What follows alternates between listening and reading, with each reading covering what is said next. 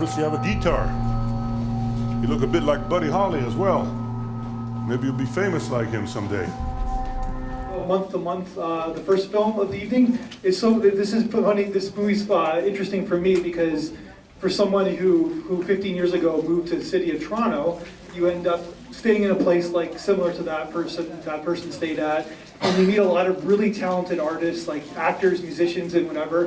And then 5-10 years go by, and these people disappear, and you don't see them ever again. You always wonder where all these talented artists end up when you first move to the big city. And I guess that's sort of the thesis of this film, where they end up in a magical area behind a refrigerator in a boarding house.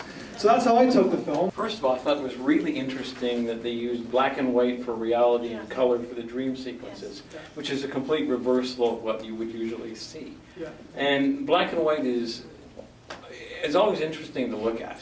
We don't see a lot of black and white anymore. And this, I've been in Hollywood. I was trying to spot things that I recognized. I didn't see anything other than the Hollywood sign, obviously.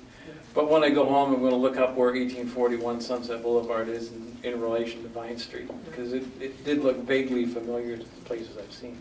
Like you said, it's like one of those, like, very obviously this guy's a pretty talented guy, and he ends up in the fantasy land, and this is what happens. You know, life is random, I guess. I was just wondering about that painting, which kind of, was the same sequence that he was experiencing in his dream, Yeah. and it reflected in the painting. So I was just wondering if that had some relation, or the painting itself. Well, I guess the painting is, the future, I guess. Or maybe somebody went to that fantasy world and came back and then made the painting and then decided to sell it. I don't know. No, it's interesting. It's because it's a bridge to the future for him, right? So yes, we'll go to you. In relation to that, I kind of got the impression that maybe the previous person was a painter, had the same dreams that he was having, and just maybe made the association with those girls actually being not just girls, but something else.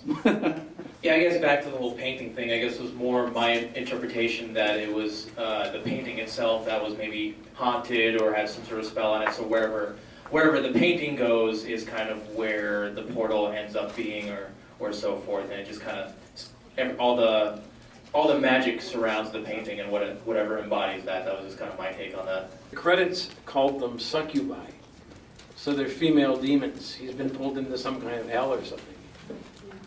And that was the credits. The credits did say succubi. So the other thing I just want to say is I love the music in this. See, this gentleman has to say something. No, I just remembered the landlord at the beginning was asking if he's into girls, and he's like, you look like you're into girls, which I guess is very important because they're succubi who like dudes who like women, right? Cool. All right. That's it. I just figured, naked woman in a fire. That's a good thing, not a bad thing.